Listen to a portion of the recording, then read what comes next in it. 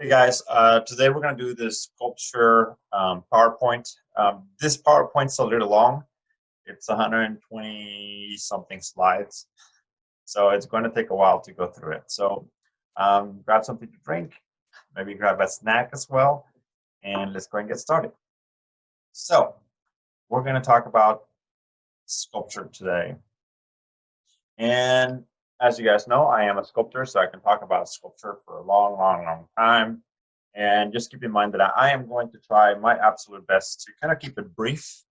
However, as I mentioned, it's still a lot of information to go through. So let's go ahead and get started. So basically, sculpture is work in 3 dimensions, and you're going to have height, width, and depth. The reason why I'm showing it this way right here is because if you ever go to, or not if, but when you go to museums and galleries, you'll see that sometimes the labels do not have this is height or the width or depth, but rather it's going to have just the numbers. This is the order in which always you'll find the information. So that's why I don't put sometimes the H, W, and the D in there. So height, width, and depth. Sculpture just primarily occupies the same space as we do, right? So when we talk about sculpture, right, we're talking about depth and we're talking about all these other things that in two-dimensional artworks tend to be implied, as we talked about before. I mean, so we'll start with the most kind of basic of sculptures. Well, not basic, but the least three-dimensional. Let's put it that way. And that's what we call a low relief sculpture. So low relief sculptures are also known as bas relief or bassorilievo in Italian. And they basically what it is sculptures that barely come out from the ground of, of, of the object. And by ground, I mean figure-ground relationship, meaning the backing of it, right? Not the ground as the floor, but rather the backing of it. So it talks about a design project only slightly from the ground, and then little or no undercuts or outlines. So what is an undercut? So an undercut is this right here, right there. So imagine if we were to pour, I don't know, cake batter inside this cake tin, right? And we wanted to get the cake out without breaking it. Well, unfortunately, these two little things right here, it's going to destroy the cake, at least this bottom part, because it's not going to let it come out easily. This is what an undercut is. So a bas relief is a type of sculpture that doesn't have a lot of these things sticking out, like let's say noses or arms or those kind of things. So a bas relief sculpture would be something like this. Now I just mentioned noses and ears and things like that, but in the context of three-dimensionality, these are barely, you know, away from the ground. And here's our ground, kind of the back area. And if you notice, everything is kind of still pretty much attached to that same ground, including the head, right? So it's still pretty much attached. So this is what we call a low relief sculpture. Another low relief sculpture that you guys carry around with you are coins, right? So they're fairly flat, but nevertheless they have, you know, relief in them, on them, and then they're just barely, you know, outside of the ground. So those are low relief sculptures. So you guys carry with you little sculptures everywhere you can, as long as you carry cash. I don't like cash. Anyway, so this is an Assyrian piece of sculpture. Unfortunately, with ISIS, a lot of these objects were destroyed. They destroyed quite a bit of these artworks while they were expanding in the Middle East not long ago. High relief sculpture is still a sculpture that's attached to that ground area, to that kind of flat area of sorts, right? And we call it alto relievo. So it's the definition basically is the forms project at least half or more of the natural circumference from the background, and and may in parts be completely disengaged from the ground, thus approximating sculpture on ground, but not quite. So a lot of things may be coming out of the ground, they may be out almost completely to where objects may be three-dimensional, but not fully three-dimensional. Okay? So this would be a great example of a high relief or alto relievo sculpture. So in here we have the Arc de Triomphe in France, And as you can see here, the angel or archangel in this case, right, we have looks almost as if it's completely three-dimensional, however, still attached to the ground. Same thing with a lot of the figures in this case. Now, the cool thing about this image is that it shows you how close to the ground it still is. So even though it does look pretty three-dimensional, right, it's still pretty quote-unquote flat. Right? I love this image, Really, these things are really, really, really big. So, a lot of these sculptures are almost completely to the ground, sculpted in the round. So other factors to continue to consider is the surface. So there's two types of relief sculptures, especially with contemporary art. You have ones that are continuous, and that means that the image flows as we would expect it from nature. And there's other ones that are discontinuous, yeah. And this one would be slightly different. Okay. So, anyways, here I'm showing you guys one of those continuous sculptures, and where we expect the kind of wings to follow this specific way, and then it goes into the angel. The shape is as we expected in nature. Now, I know there's now angels out there that we can see that look like this. However, our perception of an angel looks like this, right? The way we kind of describe it in nature would be kind of like this. And as I mentioned before, this is a continuous sculpture. Sorry, like that for a second. And this one is by Marlon Barrow. And this, as you guys know, this is downtown at the Bass Hall. Discontinuous imagery or relief sculptures are those that the image is kind of broken or blocked, separated, those kind of things. And Marlon Barrow, same artist, basically does the same kind of work. And he does, like we talk about, continuous and discontinuous artworks. This is one of those where the image has been broken, right? So here's a discontinuous piece of artwork by the same artist, same kind of conceptual ideas. Now here in Fort Worth, we have two of his, and we have one continuous and one discontinuous. One is obviously the Bass Angels, which I already showed you, but the other one's a TCU. I think I have an image of it. So the last one, and the one we're going to spend a lot of time talking about, is going to be freestanding sculptures. And freestanding sculptures is when all the sides of the sculpture has been addressed, and we call it sculpture in the round. It's completely detached from the ground, meaning from a surface. Sometimes you do have to have certain things in order to keep the sculpture from buckling, toppling, all kinds of things. But overall, the sculpture is completely addressed from all sides. Here is a sculpture that, as you can see, the top, bottom side, all the way around, has been addressed. This is CFAO, and this is by Martin Currier. It's the same artist that you guys into the modern. It's the same artist that did, that created the ladder to Booker T. Washington. So same sculpture.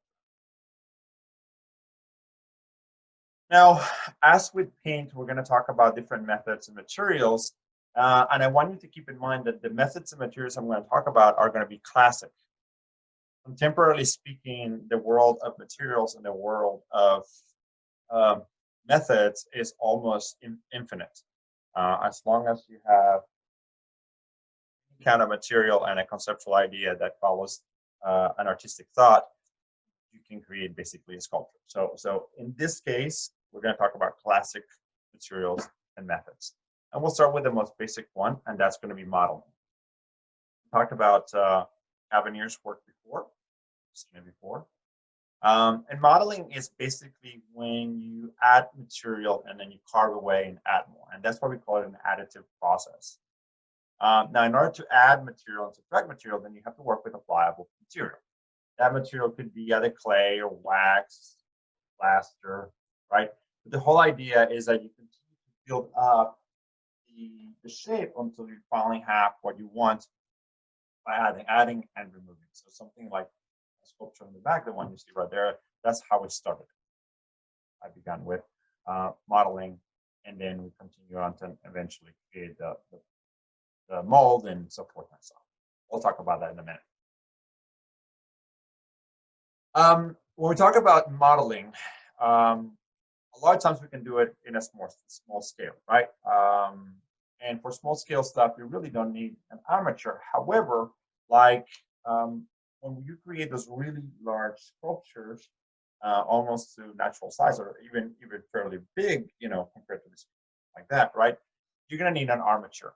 Basically, what an armature is a skeleton of sorts, in where you're gonna be able to apply that pliable material onto, and then eventually remove that so that you can complete the sculpture, or you can create the next step to the sculpture, whatever the process is. Okay, so here in this case, we have a series of images that show us the process that Cavanier uses in order to create this almost human scale sculptures. So here's the beginning of it, and she uses, in this case, pipe. You can use wood, you can use what else? PVC, you can use all kinds of different things. At the end, it's just going to hold your material for a while. So the next step is to continue to add pliable material, and she's a ceramicist, so she uses clay. Here she is, using clay, and so she continues to add the information on the material. Right, here's another step. Now, you see this black bags on those heads. When you're working with clay, you have to be careful about how fast things dry. If you have an area like this one right here, which is much smaller than this area right here, the heads are going to dry a lot faster. If you have a different speed of drying, what's going to happen is you're going to have cracks in the area where in the areas where one area is drying faster, another one slower. So you put the bags on top of the clay in order to kind of slow down the drying here as the body kind of dries, and then at one point you'll move the bags and everything will dry at the same time. So the next step, once you add all the clay that you want, is to create image, right? To get pretty much to the concept that you want. However, as you noticed, we still have the armature here. Now, what's the next step? Because now you have this beautiful object, in here, but then you can't put this in the kiln like that because it's going to get destroyed. Plus, you're going to have those holes. So how do you do it? When you're working with clay or with wax, basically what you do is you cut it into pieces, believe it or not. So with clay, you wait until so the clay gets to a point that we call leather hard, and then you just basically cut. See, so cut it out, and you remove it, and you can see on this side right here a piece that's already been cut out, and you can see the armature right there as well. So you basically cut it all into pieces and then reattach it. So here she is taking out the armature carefully, and then, like I said, just reattach everything together, and finally you put it in the kiln, and here we go. So here is the final piece, and here is the armature that was used to create that object. Now, for this specific sculpture, I cannot show you the full sculpture because it is fairly sexually charged, and I'd much rather you guys look it up and see the final piece than me show it here. It's a little too much. So, anyways, that's it. The other way you can do modeling is direct building. The problem with direct building is that because of gravity, it pulls down the material, and you have to understand how the material works in order to continue building without an armature. Sometimes it works well, but it can be fairly tricky. You have to know what the material does. In this case, I'm going to show you this right here. So this object, for example, it is hollow, but it most likely has been built with coils, and I'll talk about what coils are when we talk about the craft on another PowerPoint. Okay, so here we go. So that's pre-building, and you can get, this is a pretty good size, but can't get much bigger than that. So there is some limitations to doing direct build. Now that's with clay. With wax, you can get fairly big without the need of a full armature. but it's still, it's better if you do have an armature if you get privet. All right, so that's Ken Price, and this is the objects he was making back then. So this one's a pretty good sized object. It's about the same size as the one I just showed you. It is ceramics as well, and the finish is actually acrylic. So he kind of put like layers and layers and layers and layers, and then basically sanded it down, and then created this final kind of model look of the color. The next thing we're going to be talking about is going to be casting, and I personally love casting. It's a process that takes a long time. However, it's pretty cool. And the thing about casting, the reason why you want to cast, because you can make multiples from the same object. Now, sometimes you can only do one, sometimes you can do many, but the main idea why you want to cast is so you can make multiples. So here it is. Casting is a process of pouring a liquid material into a mold to create a copy or copies. Most of you have done casting at some point. Some of you have cast either a cake, right? Because you put it in a pan, or maybe Jello. I mean, all kinds of different. So every single one of you have taken a liquid material, right, which is the cake batter or the Jello, and then you've gone through a process of getting hard and then pulled out of the mold, right? So most of you, if not all of you, have actually done casting in the past. Now, in order to cast, you need a mold, like I mentioned. If you're making a cake, normally you can just go buy like a tin that has the shape of the cake or whatever. However, for artists, we have to create our own molds of the objects we want to recreate. Okay. So we're going to talk about different kinds of molds. We're going to talk about hard molds. And we're going to talk about stuff. With hard molds, you're going to have molds that are made of clay, plaster, sand, ceramics, ceramic shell. I'm going to show you examples of each one of those. Or you can also have soft molds, and this is going to be rubber or silicone. You guys might have seen rubber or silicone molds, maybe when you cook, the new kind of ways of doing desserts and things like that. Most of those are actually silicone molds nowadays rather than the tin ones or the metal ones. And in regards to molds, there's several types of molds, and we're going to start with the first one, which is the most common one, and that's going to be a two-part mold. A two-part mold is very common because it's really easy. You can relieve things fairly easy because basically you have two halves and you pull them apart, and then the object comes out. And let me show you. Let's say, for example, that we wanted to make, let's say, chocolate rubber duckies for a a baby shower or something like that, right? So you look online, you can't find the chocolate rubber duckies. So what do? You can create a two-part mold rubber ducky. Now, in this case, I'm going to show you step by step how to do it. And the very first thing you need is your object. Now, when you have your object, it's very important to understand that there are undercuts, right? A word that I used earlier, that kind of area where the object cannot exit out. However, you can study the object and find ways in where the mold can be pulled apart without breaking. In this case, actually the rubber duck here gives us that line, which is all the way in the center. And most of the times, that's how it goes, right? If we were to do it this way, let's say on this end right here, and were to pull this out, it wouldn't work because the beak, right, would be in the way. But in this other way, all the way around, that's perfect. So, all right, so we got that. Normally, I would draw the line myself on the object that I want to create a mold from. And in this case, it's already 4S, as I mentioned it. So the very first step is you take clay and you create kind of a clay boundary all the way around it, all the way up to that edge, kind of like the first half. And you make it pretty thick. You probably do about an inch worth of clay underneath, give or take, outside from the edge of the rubber ducky, and all the way around about an inch or so. Okay. Then you make it into a square, because eventually you're going to have to put it around a mold. Okay, so that's what you do. And the next thing you do is you create kind of this bump with clay. this is going to be, that's going to be the area where you're going to be able to pull in the material and then get the chocolate rubber duckies. Okay, so you definitely want to have that. So you got that little bump right there that goes straight into the rubber ducky. The next step is to get your materials for plaster ready. So you have water and then you have plaster. We talked about plaster already past when we looked at frescoes.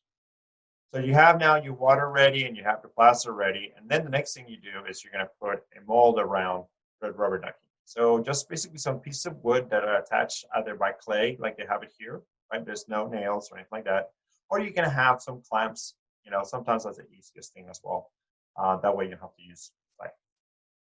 So now you have this kind of vessel, and now you mix plaster. So you always go plaster into water, never water into plaster. And you continue to add plaster into the water little by little until you get to this point. Now you can see hopefully in here, there's kind of an island. See that? There's a little bit of that plaster sticking out. That is the point that you have enough saturation in the water for you to mix it. So now you mix it, right? And then you wait until you mix it until it gets to that consistency of pancake batter. You want it to get to the point. You don't want it to get any harder than that. And that's good for this kind of thing, but not good, for example, when we talk about frescoes, right? We want it to be much harder for frescoes. But in this case, we want to pour it. So this is perfect right here. And then we pour it directly into basically that void right there. So we pour it in there. And if you remember from that other PowerPoint, this is this material, plastic, goes through an exothermic reaction, meaning that the more it dries, the hotter it gets, the more the faster it dries. So there's a curve that happens. So once you pour that in there, you don't have to wait long before it's completely dry or hard enough for you to be able to continue working with it. So within 10, 15 minutes, then it's completely hard. Then you take this temporary mold apart, and this is what you have. So you have half the clay with the rubber ducky inside, and then the other half is going to be this hard material, the plaster that's dried up, on the other half. The next step is you're going to take this object or this this tool, and it's called a Surform, and then you basically clean the edges of the mold. So you clean the mold quite well, so that's nice and neat. My first professor at TCU said that a pretty mold is always a good mold, and I've lived by that every time that I have to make a mold. Anyways, the next step after that is here. So you turn it over, you take the clay out. Here's a rubber ducky, right? Pull it all out. And then we're going to clean this other half with the Surform so it's nice and even. Because right now you can see all the indentations from the mold, from the clay. See that? So what we do is we take the rubber ducky out, take everything out, and then you clean it. So it's nice and even. See that? So you have a nice kind of block of plaster with the indentation of the rubber ducky. The other thing that he's doing on the next step is creating this kind of little holes, and he's doing it with a coin. You can do it with a coin, or you can do it with a coin. Anyway, so creating the indentation so that you can see him here very clearly on this part right here. And he's doing that so that when you pour the other half of this mold, then you're gonna have basically areas where the mold locks inside. The both pieces kind of lock to one another, right? So they don't move when you're pouring your chocolate into this mold, right? And those are basically registration marks. They fulfill the same kind of requirement as when we're talking about print making, right? So they're called registrations. The other thing that he's doing right here, the same thing you would do, right? What's the first thing you do before you put the cake inside the mold? You put a release. For a cake, you put either butter or you put ham or you put all kinds of different things. Here for our mold, we can all actually use ham as well as a release, but Vaseline or other materials can be used to create a release. If you don't do that, okay, if you don't do that, since this plaster still has quite a bit amount of water, and you add more plaster on the other side, it's going to fuse together. And the only way to get the rubber ducky out again is to bust the whole thing. So you put the release to make sure that it's nice and evenly done all the way around. We put the other half of that same kind of funnel that we were working on. Same thing, similar to what we did last time. We put around the mold, we create a mold around it, sorry. The clay, just like we did last time. We basically mix our plaster, pour it in here, let it dry. Then we go to the next step, and here we have two halves, right? We clean, we open it up, or we can actually clean it together right now. Then you open it up, and then you take it out, and voila. Now we have a mold of the rubber ducky. So now you can close it. You can put chocolate in here. You can make rubber duckies out of chocolate. You can make rubber duckies out of ice. You can make rubber duckies out of wax. Any other material that you can pour in there that it's liquid, and then it hardens, and you'll be fine. And you can make hundreds of them, okay, which is the other cool thing. Now, the next type of mold we're going to talk about is going to be multiple part molds, and those are much more difficult. For example, this one right here, that took about 10 different mold parts. I had one right here, had one for the eyes, one half here, one half there, had one on top, and then on the shoulders, half a few other ones. So it's a multiple part mold. And in this case, I'm going to kind of kill two birds in one stone. And I'm going to show you both a soft mold as well as a multiple part mold with a project that one of my previous students did. So here we have it. Here we have it. So she is a undergrad at TWU, and I kind of walked her through this process. What she did is she molded the original right here. She molded that from some pictures and from models that she had. Now, to give you a little context about her artwork, she merges animal parts to human form to kind of represent mental illness of sorts through the animal behavior, and then attached obviously to the human. So that's what this is all about. All right, back to the process. So once we have this would be really, really difficult to make a mold on.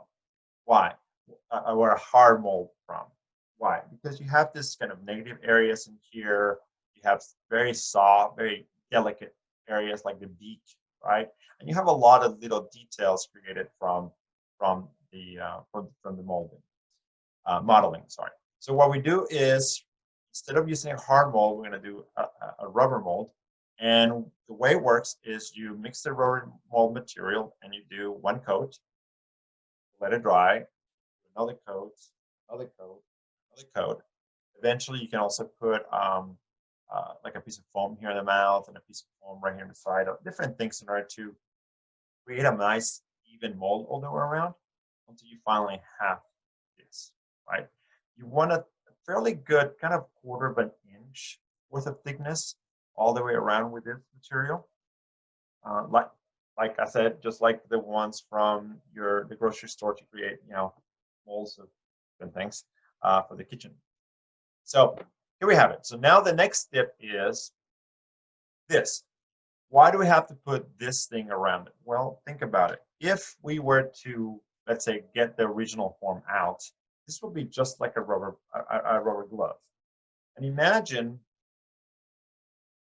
if I had a rubber glove, right, and I fill it with water, right? If I fill it with water, what happens? Well, it's going to bulge out, and the fingers are going to look kind of, let's say, like sausages, right? So what you want is to create something that's going to hold the shape together, and we call that a mother mold. And that's what the student had to do on the next step. And this is what she created here, a mother mold. But in this case, this mother mold can be a two-part mold. It has to be a multiple part mold. So we have 4 different areas. And the way this would work is, as you notice, there is no mold in here, a block that we pour the plaster into. Instead, what we do is we make a ridge made of clay around the object. So we have a ridge here, a ridge here, right? At about an inch and a half or 2 inches worth of clay. And when we mix the plaster, instead of pouring it onto the object, we wait till it's thick enough, kind of like icing, to be kind of applied against the form. And what we do is we apply plaster up to about an inch and a half worth all the way around on top of our rubber mold. And we do that on one side, and then we do the next one, and the next one until we got all four parts all together. If you notice, we also do the same thing, same registrations as we did with the rubber duckings. Here you can see one of those registration marks. Here she is working on one of those areas. And here, just to make it stronger, she's using a gauze that is soaked with plaster, and that's just to make it stronger. Not always a must, but in this case, it was ideal. Here we have now the actual demolded original. So we have here the original molded object here. And then, as you can see, we have the mold right there. Now, the way you do it is you kind of open it all up. You pull the rubber mold off the object, normally by just doing one single incision down the back or one of the sides of the object, and just kind of pull it all out, just like a rubber glove or something like that. You put it all back together, and you put the mother mold, and then you put it all together just like right here. The next step is you're going to put whatever liquid material you're going to cast in there. So in this case, what she did is she had hydrocal. And hydrocal is a product that is similar to plaster. It's a lot harder. Sometimes it's a lot wider. This sculpture right behind me, that is made of hydrocal as well. Once that's dried up, then you can actually take it all back out, demold it. A lot of times we think that once we create a mold, especially with something that we created like that everything's ready and ready to go. And unfortunately, it's not. Most of the times you have to do a lot of cleaning. So in this case, for example, the beak's broken. You still can see kind of the edge of the mold. So all of those details have to be fixed. And you can do that with plaster. Sometimes with other materials you can't, so you have to recast until you get it right. And if you have enough care, you'll be able to get a good cast right off the bat. Well, either way, you can fix it most of the time. And in this case, as you can see, she fixed the beak. Then she added additional details to the whole object. She cleaned all the edges so that you don't see exactly where the edge of the plaster mold was, etc. And then eventually you finish it up. So you can paint it or whatever it is that you do. And finally, you get a final piece of product. So here's a sculpture at a opening ceremony, or not ceremony, but opening at a show. And here's the final one. Now, the last one I'm going to show you is going to be a waste mold. And a waste mold is when you only use the mold once. So you break the mold completely and you're not going to use it again. For this, I'm also going to show you two different processes in one. I'm going to show you how you normally would create like a cast of your hand or your face or things like that. So let me show you. In this case is an artwork that I created of myself. So it's a self-portrait. I asked these two undergraduate students to help me out. And obviously they did. I just did not know they were taking pictures. However, I'm very glad they did, because then I can show you this process. So anyways, what you do is you use a skin-safe material that is applied to your face or your arm or whatever it is, right? If you sleep piece of face, make sure that you can breathe. The only downside of this is that you still have to create a mother mold. So you have to be pretty good at feeling claustrophobic. I'm borderline claustrophobic, so this at some point started to get a little bit odd for me. But nevertheless, you do exactly the same thing that you would do with the other molds, which is basically you create a mother mold, bit of plaster outside, and then you pull it all out. Now, at this point, this is kind of what it looks like. Unfortunately, for this specific mold, the rubber that we were using, this alginate that we were using, was old. Unfortunately, the material was not good, so we had to do it more than once. Fortunately, for the third time, we were able to do it. Actually, I did it at home with my mom, and here it is. Now, what you can see is the original mold, which is right there. But if you can see, there's no lines to where there's a division of the mold. So it's just one single giant mold. And in order to get the original out of here, then I'm going to have, or I did, destroyed the mold completely. Okay, so that's why it's called a waste mold.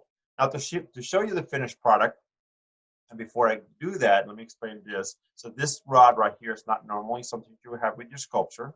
Okay, this rod right here is part of another rod that goes through it inside of the object and onto the back. Here's the object after it's been demolded. As you can see, the replica, whatever you do, is pretty darn close to the original. Okay.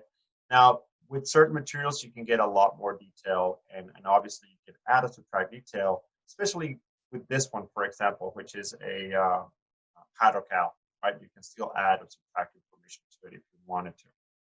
As you can see, there's the metal object that I have, and here's a piece of it that it's sticking out. There's actually 3 things sticking out in the back because the final product looks like this. Okay. Now this was a self-portrait, obviously, but it was experimentation of working with molds. So it's obviously my face, but also there was a mold of inside of a mold instead of a mold. It was an interesting process. Plus learning about rubbers and a few other kind of materials, silicones and things like that. All right. Now, this is Marie Antoinette. You guys saw this work before. We talked about leaking lather and how there were silk portraits. Hopefully, now you understand a little bit of the process she went through in order to get, this bust, right? So at some point, she had to have had some kind of, silicone or skin-safe material that took the mold from her face, the same thing with a mother mold, etc., and then eventually cast it into soap and chocolate. One of the coolest things here in the DFW area is the Rochasky collection in Dallas actually owns 2 of those. Okay, so if you're able to make it to the Rochasky collection in Dallas, they'll have it in display periodically, and I was lucky enough to see it last time I went to the Rochasky. All right, now with casting, let's move on to something that's pretty fun, actually, and it's one of my favorite things to do, and this is metal casting. So with metal casting, you have to be able to create molds because that's where you're going to put in the metal, right? Because the metal is liquid and then it solidifies inside of a mold.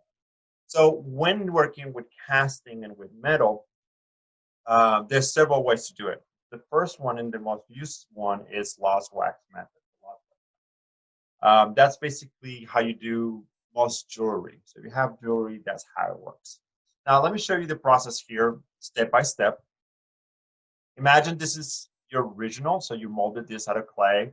And then what you do is you create a mold, just like I just showed you, right? With plaster, this is a 2-part mold, right? 1 part, 2-part mold. The next thing you do is you take it apart, right? And then you will have a negative, right, of your mold. Now, the next thing you do is you're going to pour hot wax inside here, and you're going to basically rotate it as a vessel, right? And what you want is to have about 1 inch or so, or maybe less than that, actually, probably between half, 3/4, something like that, of wax. And then you open the mold, and then now you have basically an original, right, made out of wax, but it's hollow. You definitely want hollow because you don't want to cast solid.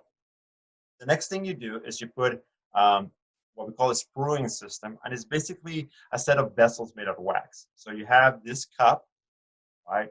And just like with your vascular system, you're going to have this kind of like a main artery of wax going all the way through the object inside. And then you have other smaller veins or, same thing all the way through. The other thing you want is a little extra piece of wax that comes out, and that what that does is, as the metal comes in and it compresses the air, you want a place for the air to go out. Otherwise, you have a big bubble here or somewhere in your sculpture, and you don't want that. The next step on this is to actually put it inside of a mold. And in this case, most of those molds are molds that you're going to only use once. Okay, so this specific type of mold is what we call an investment. And I'll talk about investments in just 1 second. And this particular investment right here, it's one that is made out of plaster. Um, and what you do is you basically create a vessel or a cylinder. You put the material in there, and then you put the wax inside there, and just wait. I'll explain that process in just 1 minute. Now, this is the part why it's called a lost wax method. Okay, what you do next is you take this whole thing and you turn it upside down. Okay, and then you put it inside the kiln. Inside the kiln, the whole thing is going to get really hot. What happens when you heat wax? It's going to melt.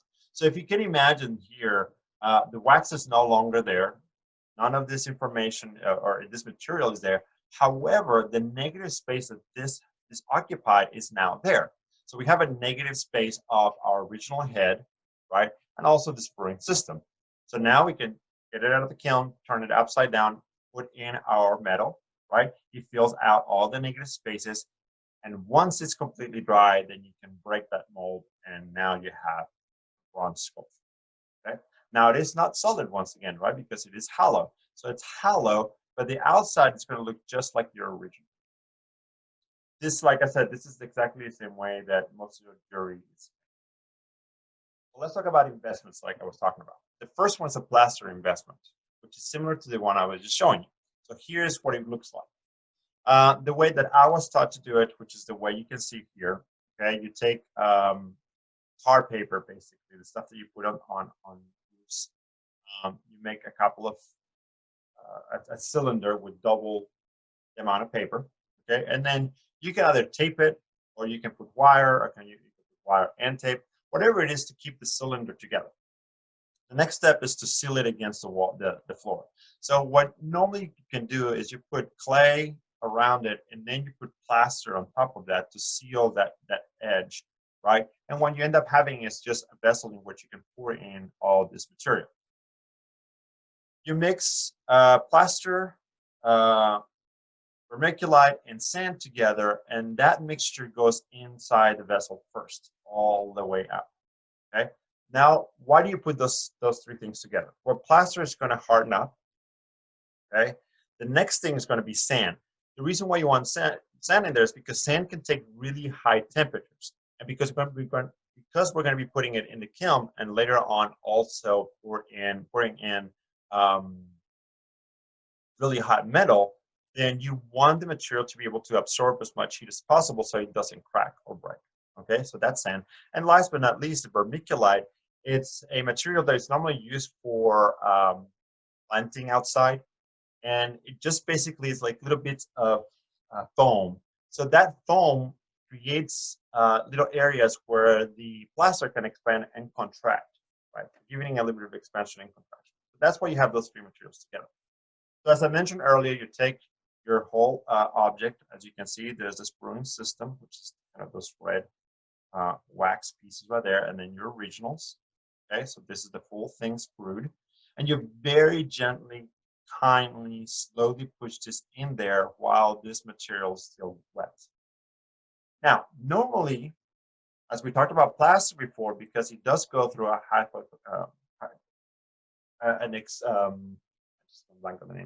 exothermic reaction. Sorry, guys. Because it goes through an exothermic reaction, it exceeds heat, right? And that's why it hardens quickly.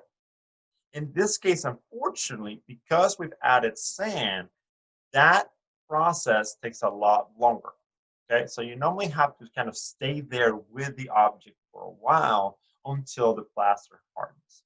Okay, I remember back at TCU when we were doing that, it was enough time to just sit down and have a little quick conversation, maybe have a bite to decide with some chips, or whatever it is. But you have to really be kind of put your hand in there and kind of hold it still until it hardens. Now, once that's done, once this is done, then you put it into the kiln. Even though it's a process I did in the past, it's not my favorite process. And the reason for that is because you can see how small these objects are. And when this is completely solid and dry, this little investment here, this whole thing can weigh probably 200 pounds. Okay.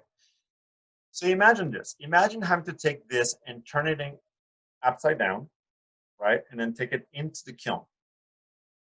Not too bad so far.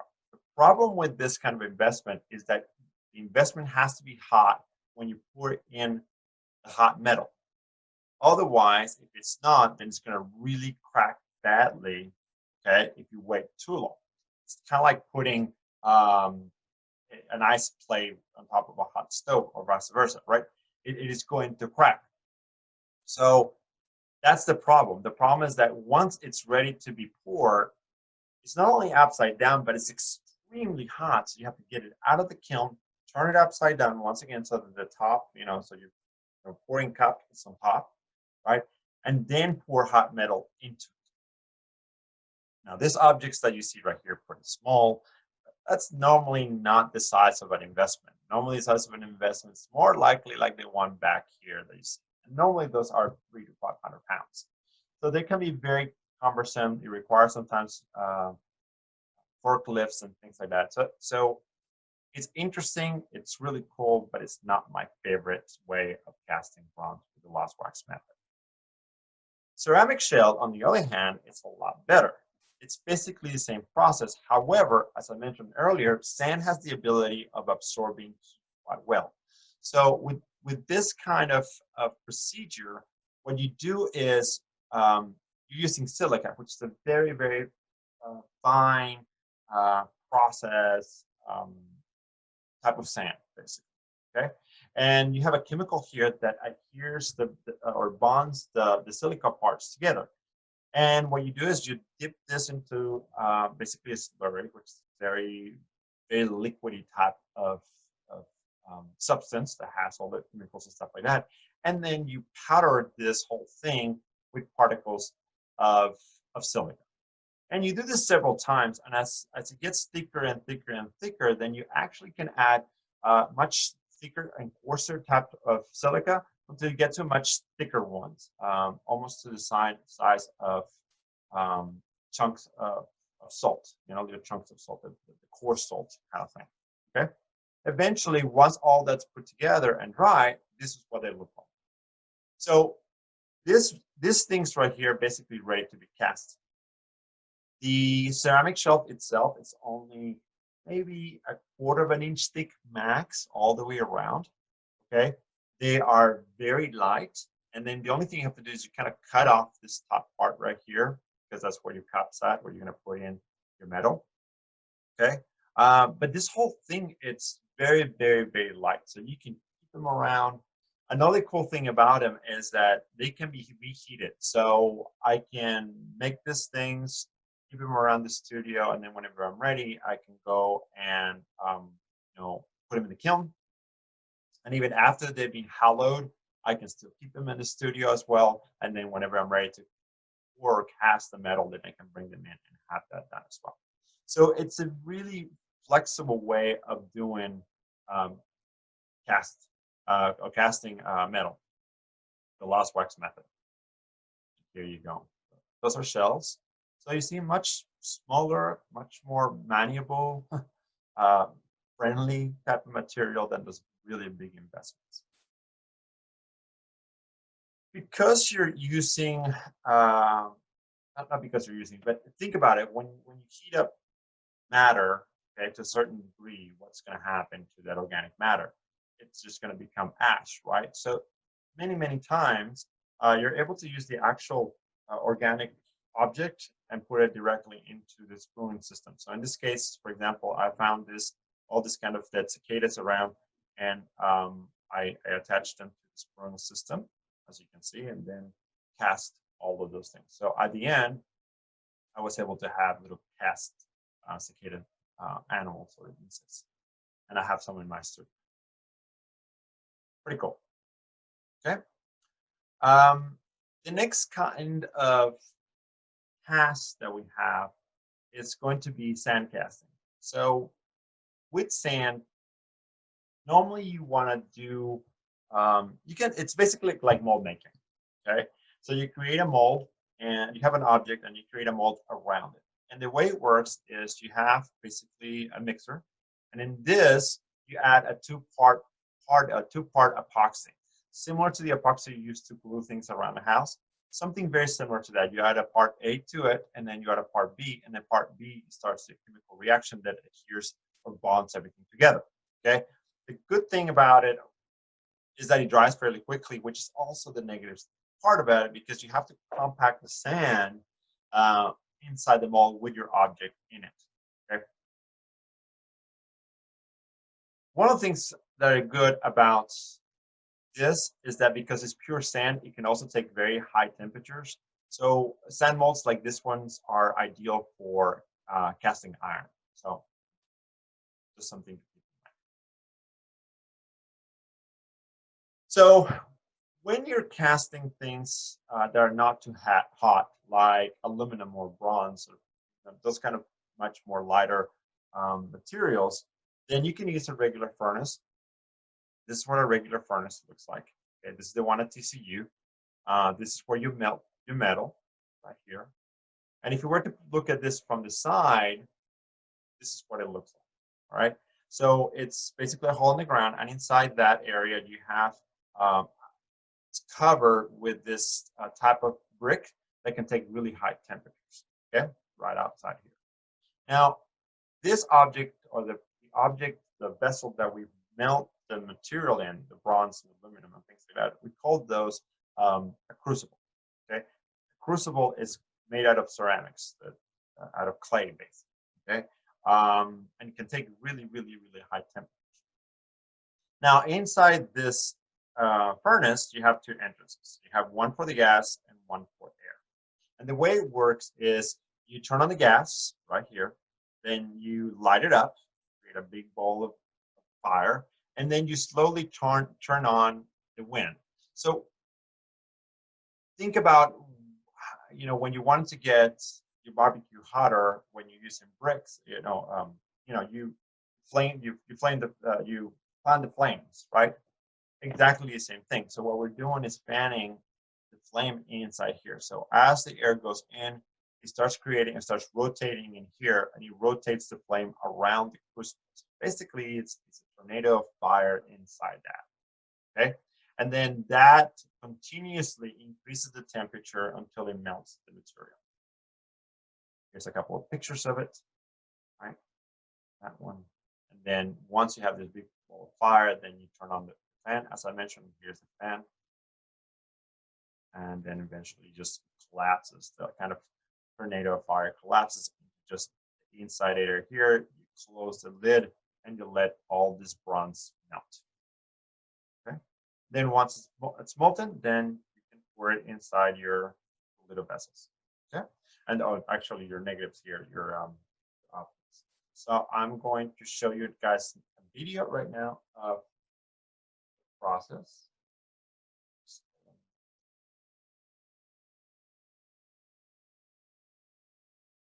Bear with me.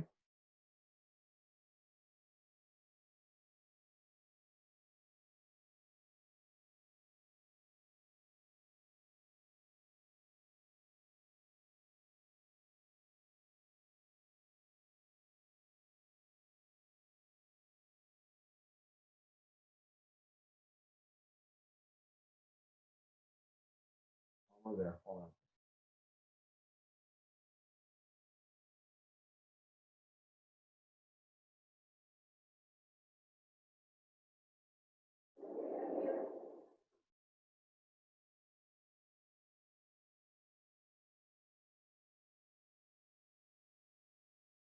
Show you the screen.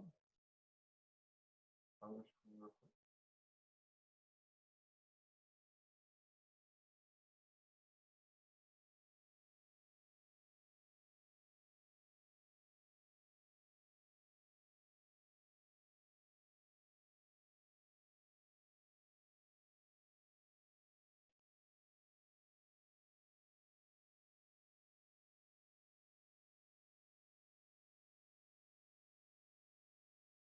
Hopefully you're able to see it now.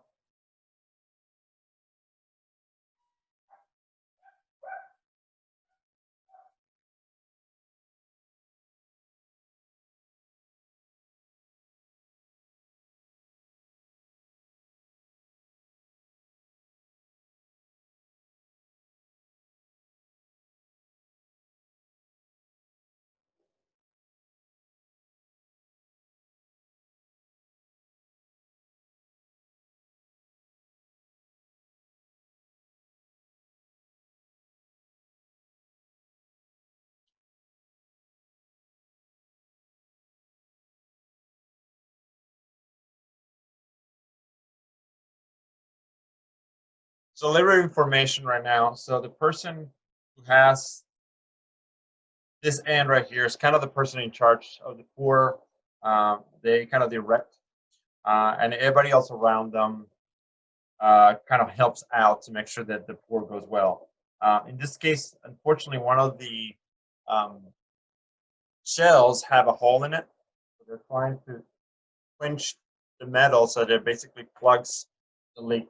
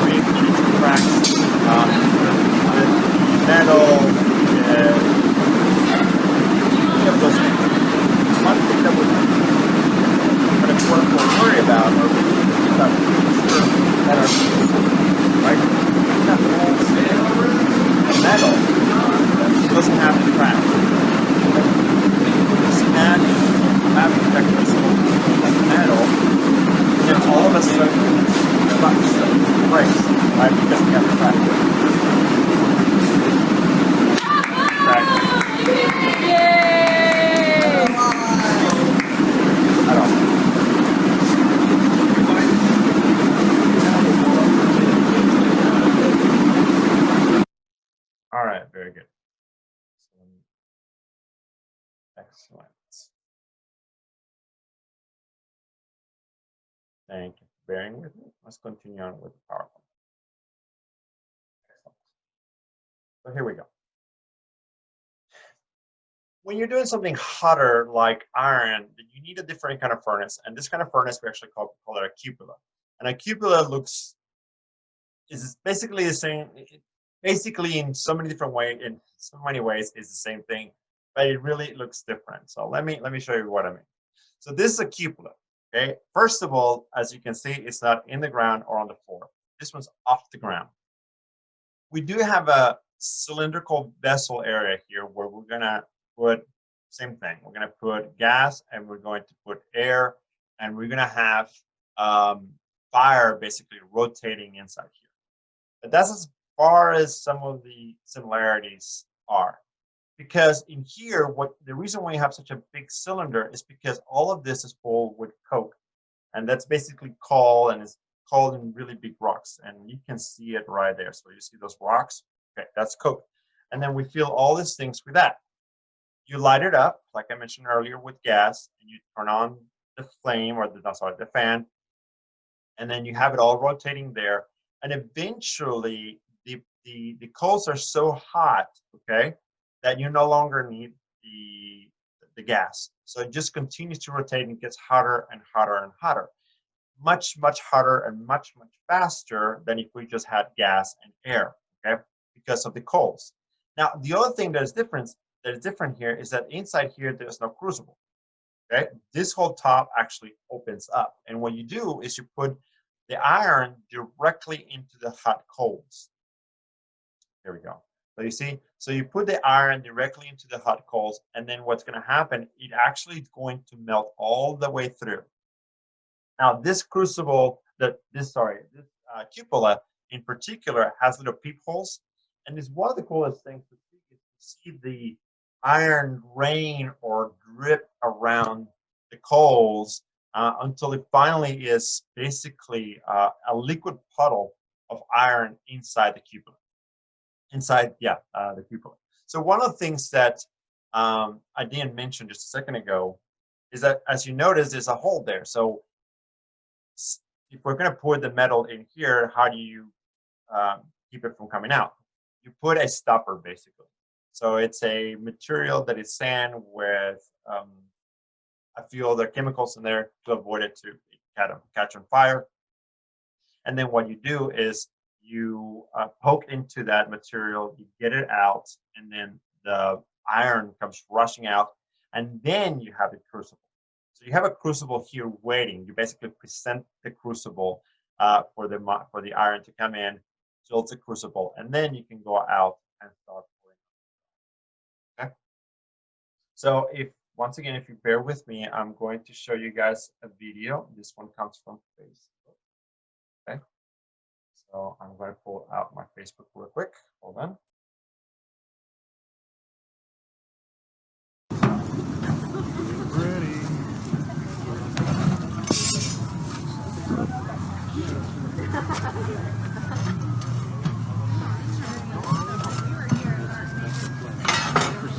So you'll see somebody's going to poke. There is the material you'll talk about with the sand.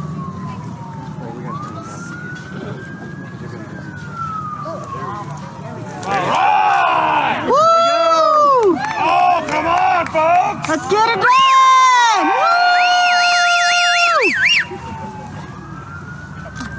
I guess it's the Oklahoma, huh? All right, there's a flag.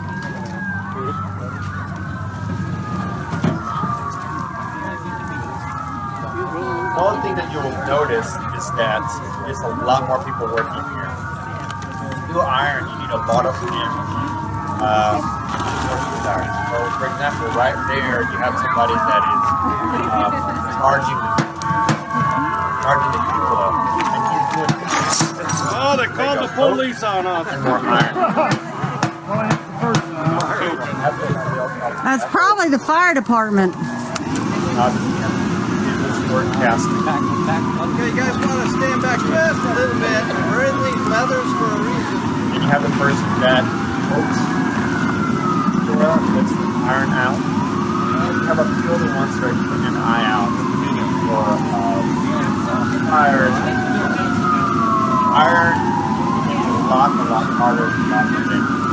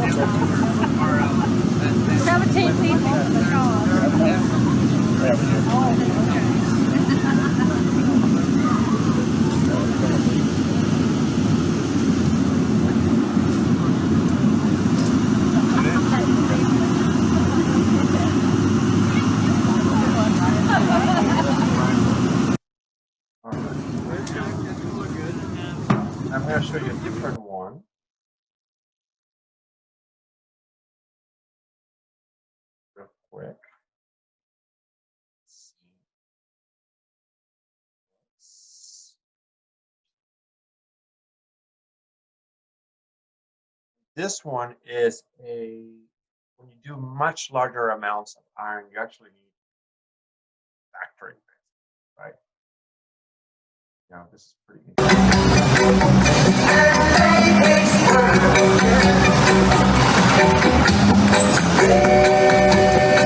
Much bigger. Obviously, you lost a lot.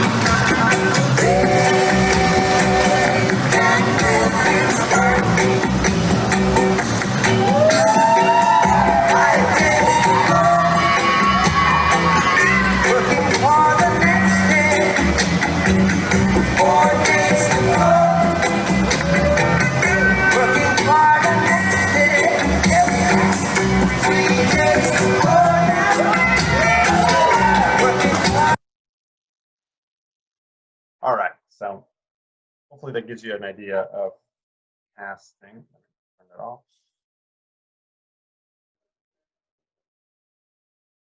All right, very good. All right, let's continue on with our PowerPoint. There you go. All right, so as I mentioned it before, you normally do not cast things solid. You really don't want to cast things solid because of for many reasons. Because you can't move things, they're extremely heavy, and the metal basically when you're cooling metal likes to cool from areas where things are cold. So if you have a big chunk of metal cooling, you're not going to have an even surface around. You're going to have areas where it's going to be kind of bumpy. Now, this specific object, it was created by Charles Ray, and this is a human scale, okay, toy, basically, that it was cast solid out of iron. So this thing is massively heavy. But not only is it heavy, but one of the things that that's being pushed here is the material itself. The casting process. So first of all, pouring that much iron at once, as we noticed, as we noticed before, it's a big endeavor. But in order for it to not have any flaws whatsoever, as you see, you have to cool the temperature around this object basically at the same speed as the metal. So you have to basically heat up a room, okay, and slowly cool off the room with the metal in order to have this kind of perfectly cast object. If the temperature differentiation between the outside and inside of the metal was to be different, okay, then you would have had bumps and little issues with the outside or the inside of the metal. Okay, so it's something you would not normally do. This is just kind of an artist trying to push the material and the process. Normally, this is what a large sculpture looks like. So in this case, this is hollow, and the object is basically broken down like a jigsaw puzzle. Okay, so here you go. This is all wax, and it's just probably about a quarter of an inch to a half an inch thick, and it's all just put together, like I mentioned, like a jigsaw puzzle.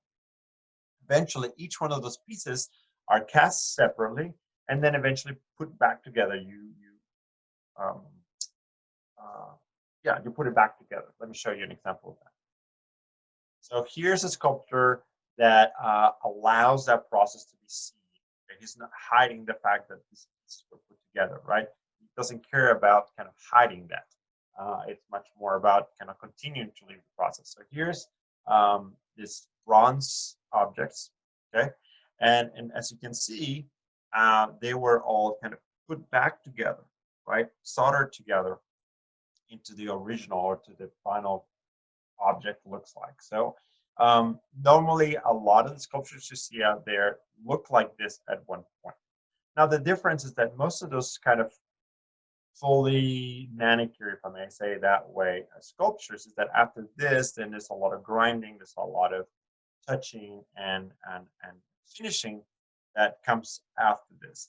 However, this is what happens. First you have the wax, then you cast the wax into each one of those pieces, and then you put it all back together into the object that you want it to be.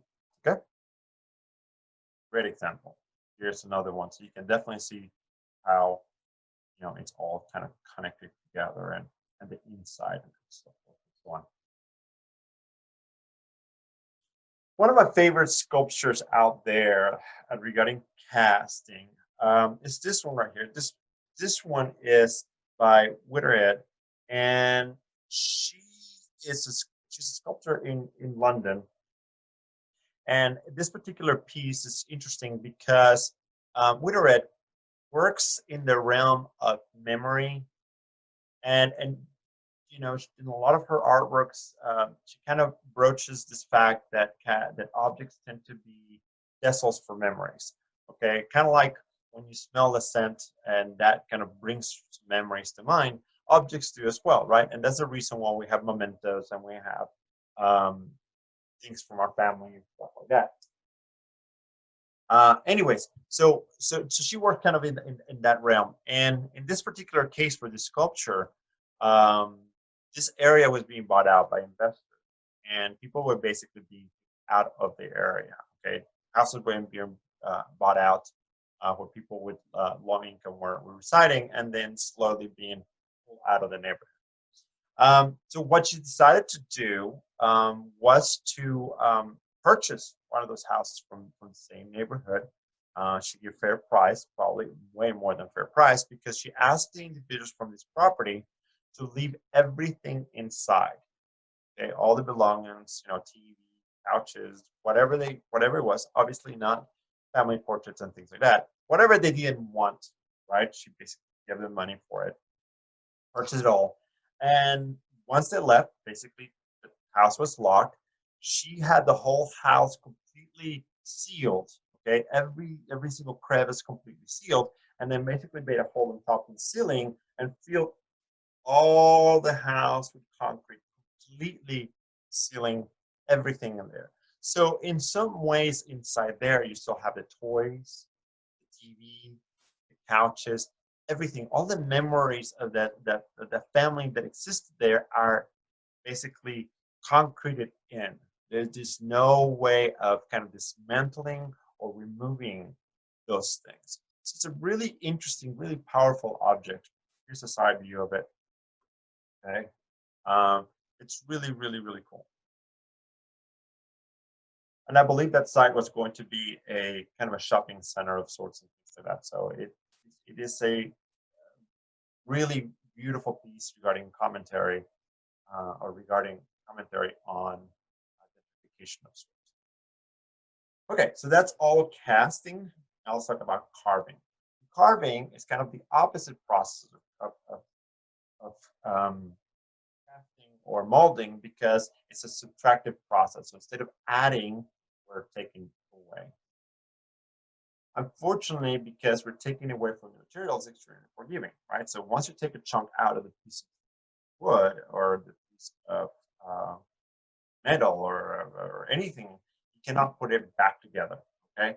So it's very unforgiving. Here's a beautiful example by Michelangelo of carving, right? So this is a rock, and then obviously you can see the chunks being taken out. This is a slightly controversial piece of artwork.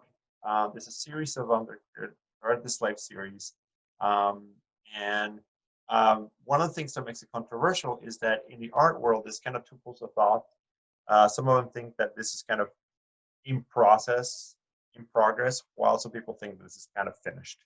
This is kind of where Michelangelo wanted to leave it as is, right? And in a much, for us contemporaries, that makes sense. But there's two pools of thought. So it's a little controversial, contemporarily speaking. We really don't know what his intent was, but nevertheless, it shows a great, it's a great example for carving. So materials for carving, we're going to have stone. I'm just going to kind of go through those really quickly. I'm not going to spend as much time with stone and things like that. So we got marble, jade, sandstone, schist, limestone, granite, and then we're also going to talk about wood. And then we're going to have walnut and cypress. So here's a beautiful example for marble. Okay, this is Laocoon and his sons, 1st century CE. This is a marble replica from an original Greek sculpture. Okay, so it's a Roman replica of a Greek sculpture. This sculpture, actually, you can see the original one at the Louvre. Schist or slate, here we go. You're going to see this later on in the semester. It's extremely hard to carve. Not many people work with large amounts of schist or slate just because it chips really easy. It's very brittle. There's many other reasons why we don't really work that much with it. Jade, culturally speaking, there's two major cultures in the world that have used jade and jade. So Asian cultures do use jade quite a bit. It's a fairly soft material to carve. Okay, so it's easy to carve. And then you have the Mayan culture as well. Utilize jade, and for Mayans, for example, jade was more expensive than gold. Sandstone. Sandstone is one of those materials that's been used very widely because it's really easy to carve, comparatively speaking, to other stones. Now, the downside of sandstone is because that is that soft, then it's easily damaged by acid rain. So a lot of the churches like this one in Europe have a lot of damage from acid rain onto the sandstone sculptures, slowly eroding.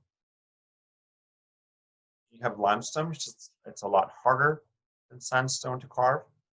I've shown you guys the case before. And then granite. And here in Texas, we have a lot of sculptures that are made with granite. So you guys probably seen this down Camboy. But here in Texas, we have a lot of this granite and a lot of sculptures that are made of granite. Now, unfortunately, with granite, because it's so tough and it tends to break, then you don't have a lot of very detailed sculptures made out of granite, okay, like you do with sandstone or even limestone, but definitely with marble as well. Okay. And like I mentioned before, wood, we have walnut and cypress, and I'm not going to mention much about it because basically carving one set of wood, same thing, or similar all the way through, because you have sanding and so forth and so on. But I'm going to show you an example of a contemporary artist here in the Dallas-Fort Worth area. Okay. And this is Mark Hyde's Loudest Bird in the Tree. Okay. So let's look at some methods and materials. So in this case, we're going to look at construction and assemblage. So constructing is a process when you are attaching material together to obtain a form, and it's normally from one single material. So if you're attaching, let's say if you get a piece of wood and you carve the wood and then you have more wood and attach all the pieces together from scratch, basically you're constructing the object from scratch, right? So here's a beautiful example. You guys might have seen in the modern. This is a ladder to Booker T. Washington. So this material, right? So you have one big piece of branch of a tree, then cut in half and then worked, and all of the little horizontal pieces as well. Each one of them worked and then all put together. So this was constructed from wood. Now this is different from I know here's another example for you guys of welding. All the welded pieces, all of this is made out of the same material. Okay, and this is by one of Casa's apprentices, Julio Gonzalez. Right. So as I'm mentioning, the other side is going to be assemblage. And assemblage is when you have basically objects that already exist, okay, that were originally not meant to be art objects. And we call those things found objects, or objets retrouvés in French. So these objects are originally not meant to be art objects, but basically used for other reasons. They get repurposed, whether they're broken down, split, or used as they are to become part of a new artwork. Okay, so that's assemblage. That's the difference between constructing, which is kind of work the material, you put the material together and you create something, constructing something, and then assembling something, or assemblage is when you kind of have all these objects and you put them together. So here's another example made out of wood, but in this case, all of those things are chairs, but they used to be chairs. So this is assembled out of wood chairs rather than constructed out of wood.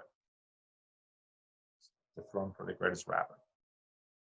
Here's another examples of some things that are assembled. Each one of these things is just a found object.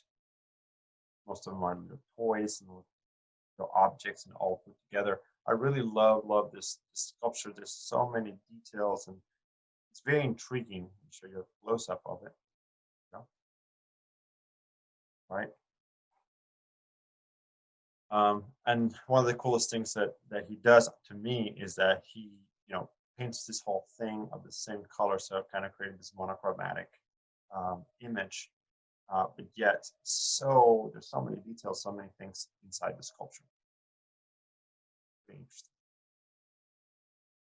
When something is like that object, right, where we have all kinds of different materials, it'll be really hard for us to kind of label the materials for a label, right? So instead of us labeling or writing out every single material for an artwork, normally what we would say is mixed media. Okay, so like I said, it's a term used to simplify the list of all the individual materials that are used for an artwork. Especially with conceptual art, because in conceptual art, we tend to use a lot of different materials in order to convey an idea or a concept. So it's a lot easier just to say, hey, mixed media. Here's a great example of that, right? So we have this installation by Kaiko One, okay? And in this installation, we have all kinds of different materials, right? So we have not only we have the electrical parts to it, but everything else that makes the cars. So instead of talking about every single material, then we call this a mixed media installation. Here's another mixed media object. This is an assembled object, right? And here's another mixed media assembled object as well. The seller and the sold.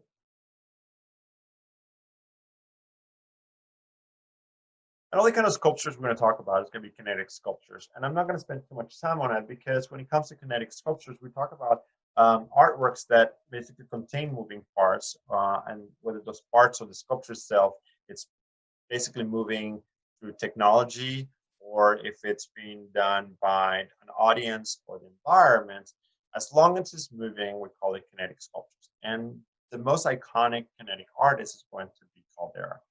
Okay, so with Caldera, we already talked about what these objects work artistically, right?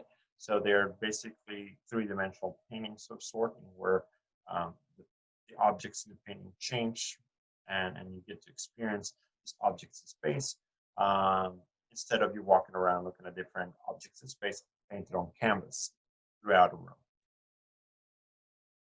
Here's another example of a kinetic artwork, and this one, the artist Rafael Soto, his concept is based on writing. A lot of things relating to writing. So if you think about writing, it's basically a method of communication, lines, dots, and other little things that create symbols. And those symbols together create meaning. That meaning creates understanding, right? But at the very basic element, they're just basically drawings of lines to create those symbols, right? So he basically does that with his sculpture. So he creates things that convey a sense of writing. So here we have, lines, and this is three-dimensional. So you have some that are vertical, that is static, but then you also have this ones, which are, semicircular lines, some zigzags, and whatever else. And those ones are actually hanging, so they change, with the wind or with whatever, and you can change the perspective of those lines and those things in space, kind of changing the literature or the writing or whatever. And in this case, we have double brand scripture or writing.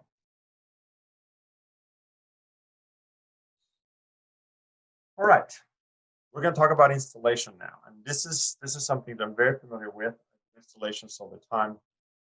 It's one of the things I like to do a lot because it basically brings the audience inside of art world or a different world. So it's art that is designed to transform the perception of a space by bringing elements of symbolic significance. So, for example, you can transform a gallery into, I don't know, a church or a space or where you feel claustrophobic or all kinds of different things. And the gallery is still the same space. You just change it.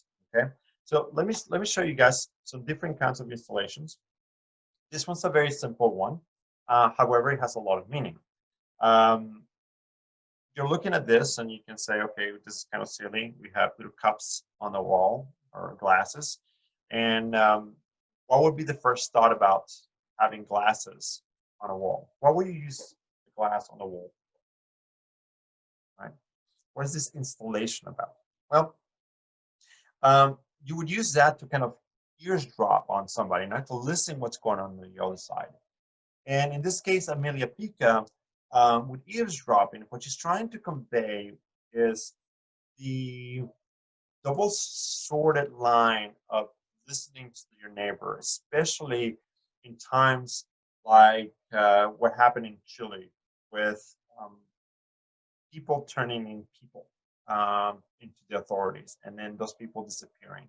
So there were family members that were listening to and turning family members in, or neighbors with neighbors and things like that. So in this very simple installation, it shows the power of kind of turning in your neighbor and kind of the social ramifications of that. So pretty simple, but pretty powerful nevertheless. One of the things I love about this is that the level of the glasses are from, child's height all the way up to somebody fairly tall. It's pretty interesting. Another beautiful installation, and this is by an artist that I consider my artwork to be closely related to, and this is Doris Salcedo. And Doris Salcedo is actually also from Colombia. I studied her during my grad degree. And with Doris Salcedo, in this specific case, right, it's called Plegaria Muda, Silent Prayer. And with Silent Prayer, it's a very interesting installation because when you first look at it, they tend to look like coffins. I don't know if you read the same kind of information, they kind of look like coffins, but then at the same time, they're obviously tables, right? So they have kind of that dual context to them. And then the next thing that's pretty odd is that you can see that there's dirt in between them, and then there's little slabs of grass. Now, what is the meaning behind this kind of sculptures? So as you study and you read about Doris Salcedo, she deals with, or her work deals with, the need for us to mourn and to remember those who have passed away, especially those who are forgotten in violence, kind of bring that humanity to their deaths, right? The kind of sense of humanity, humanism to their deaths, acknowledge the fact that they went through that. Anyways, so in this case, this specific sculpture installation, it's kind of a two-part. She originally started doing the research for this installation in LA, looking at the devastation of the war between gangs in LA and how many children and families were lost, right? The youth that was lost. But the second part of it, and really what pushed her to finish this installation, was when she came back to Colombia, where she lived, a country that was going through a horrible civil war, which thank God is already over, but lasted over 50 years. Anyway, during the Civil War, the government thought that by promoting basically giving incentives to the military to go out there and kill the enemy, the guerrillas, right, and bringing back dead bodies that show that they were guerrillas, that they were paid for each one of those individuals who were bad people. Anyways, the scrupulous ones went out into little towns out in the skirts of civilization and basically told young individuals, hey, we can help you with money, and the government's going to help you with all kinds of things for your family. So come with us. And as those individuals went with this scrupulous military individuals, they were killed and then presented as guerrilla fighters rather than just as innocent kids. So once again, the loss of youth and the problem and the violence and all of those things push her to create these objects. So these are, for us here in the States, it's not very obvious, but around the world it's like more common. Desks for schools, okay? So these are school desks basically, and then you have them looking like coffins, right? So there's a sense of death and education and so forth and so on, and then little sprouts of grass growing into this really harsh environment, but nevertheless going through the wood, okay? So creating this kind of sense of hope when with all this death. So pretty interesting, right? So this is when I went to see her.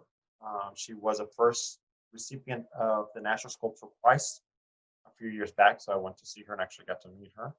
And here we are looking at the actual installation at the Nasher. There's my mom again. In some cases, installations, and we talked about this before, I believe, is that installations can be either site-specific or not site-specific. Okay, and site-specific just means that they only can go in one single spot. So if you have been to TCC, right, we have both kinds of sculptures or installations. We have the one that is like all the diodes that are different colors that's in the dining room. Really long installation, right? And then we have a different kind of installation that is when you walk in kind of in the main atrium, that is like LED snowflakes, right? And the lines that connect the snowflakes are attached to the walls. Okay, so that one with the LEDs would be called a site-specific installation. Why? Because in order to transfer that installation to another building, that you would have to have exactly the same points of connection in order for that installation to look exactly the same. One that's in the dining room, not so much because it's just basically hanging from the ceiling, right? So that same specific style and form of installation can be repeated again in a different location. So that would be an example of a site-specific installation and a non-site-specific installation. Rarely we have artworks that are not only site-specific, but also time-specific. And Dori Salcedo has another artwork, another installation that basically fulfills both of the requirements, and is probably one of the big reasons why she was able to obtain the big award at the Nasher. So this installation right here, for Colombians, is very powerful. And the reason why I said that is because this is kind of a remembrance of a 9/11 type of event in Colombia. So let me tell you a little bit what happened so you get the idea. In November 6th and 7th in the 1980s, in the late 1980s, during the Civil War, the enemies of the country basically suggested they were going to go into the Supreme Court to obtain some documents. They told the government, and the government was going to allow them to do so. Obviously, when they went in, the government went right behind them, and there was a war, or not a war, but a battle fought inside the Supreme Court. Unfortunately, with the tanks and everything, the Supreme Court caught on fire, and a whole bunch of different people died. And this whole thing lasted for 2 days. Extremely shocking. I still remember it. I was a very, very young kid, but I do remember all of that. Anyways, Dori Salcedo wanted to kind of bring to memory, right? Again, wanted to mourn again those individuals and this time correctly to give them a true sense of existence, right, in history and in our times. Anyways, long story short, this is what she did. So on November 6th, at exactly the time that a coroner said that the first person died, which is probably the person in the entrance of the Supreme Court, right? She lowered a chair, an empty chair. And then following the coroner's list at the time of death, then she slowly pull another chair and another chair and another chair until she legitimately fulfilled the death time of each one of those individuals, both between the 6th and the 7th. So not only does this sculpture is site-specific because it was done on the new building of the Supreme Court in Columbia, on the facade of that building, but also time-specific because I don't think it would have meant the same thing if it would have been done at a different time. It was very meaningful and it was artistically done beautifully because she used the time of death of each one of those to give them life once again. So very beautiful, very well done. When it comes down to site-specific or installations, one of the most iconic and kind of the holy grail for a sculptor to do is called the Turbine Hall. And the Turbine Hall is an large area in the Modern Museum in London. And it's called the Turbine Hall because this building originally was a hydropower plant. In other words, they use water to run turbines, and then the turbines create electricity. Those turbines were huge, were massive. So you just imagine the turbines inside this area right here, like 6 or 7 of them side by side to create electricity. So this whole hallway where those turbines exist, now it's just empty. And in that space, sculptors are given the possibility to create some really large installations. I'm going to show you some iconic ones by artists that we already discussed in this class. This is a picture I took of the Turbine Hall, just to give you an idea of the size of the space. And here's one of those installations. So this is the Weather Project. And in the Weather Project, as you can see, this orb was placed inside the space, and then an atmosphere was added to it, just to give the sense of the outside inside. Here's another wonderful sculpture or installation. This is by Ai Weiwei. As I mentioned before, I like Ai Weiwei a lot. I also connect artistically with his work a lot. And Ai Weiwei, in this case, he has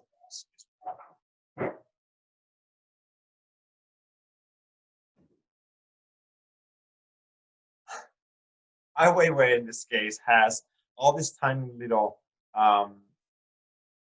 sunflower seeds. Okay, so sunflower seeds are very important for him because they are representatives of the Chinese people, one, but also when you read about his family and you understand that his father was a poet that was mistreated by Chinese powers, he was sent to jail, and when he was in jail, one of the things that was given to him by one of the people helping was little handfuls of sunflower seeds, which allowed him to survive, basically. So it's a sense of hope. Anyways, so we have the seeds that are handmade. Each one of them was handmade, and they're made of ceramics. They're not actual sunflower seeds.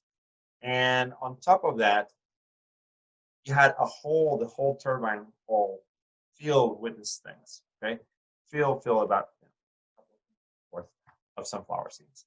So pretty interesting. And people would have to walk on top of those seeds in order to transverse from one side to the other. So you just imagine kind of walking on top of people's hopes, or walking on the kind of symbology of Chinese people and things like that. So pretty cool installation. Another really interesting installation, another one by Doris Salcedo, is this one. This is Shibboleth. And Shibboleth, it was literally a crack that was done on the floor of the Tate Modern. So this is actually a void inside here. Now, Shibboleth, in regards to meaning, is basically a representation of the others, those people that we quote unquote don't trust because they're different. And the word Shibboleth comes from the Bible, from a word that could not be said by certain individuals, and if they couldn't say it properly, they would be killed on the spot. So the divisions in society where we don't trust and we actually in some ways killed in some ways, right? The others, the ones who are exist on the other side of that line. And this is me, obviously. One of the things I wanted to show you, one of the coolest things about this specific sculpture talks about, racism and the lack of apathy or understanding of others leaves a mark, right? So in the society, but also here, the sculpture leaves a mark, and you can actually still see the whole track all the way down the turbine. For me as a sculptor, it was pretty cool. Excuse me. Last but not least, we have Anish Kapoor. We talked about his work before with voids. So these are really large objects, as you can see, and where if you were to walk inside here, inside the area, there's this kind of sense of void, and where sound and light kind of goes in, but doesn't go out. Obviously, it does go out on the other sides as well. And I would be intrigued to know if we can actually hear on that side, or we can hear what other people are saying on the other side. That'd be kind of interesting. Oh, I forgot this one. And this one's with a red as well. And this is embankment. And one of the cool things about this specific sculpture is, or installation, is that we all have a box or two around the house where we keep all their memento from when we're growing up. Maybe grandparents have one, or your parents have one, or whatever. And what she did is she wanted to replicate the city of London inside the Tate, and the way she wanted to do it is through people's memories. So she asked the city of the Londoners basically to send in the boxes. She cast the boxes, replicated the boxes, and then used them to create this kind of citadel of sorts within the space at the Tate Modern. So recreating the city of London for people's memories and pasts. So for hopefully one day, I'll get to do something over there.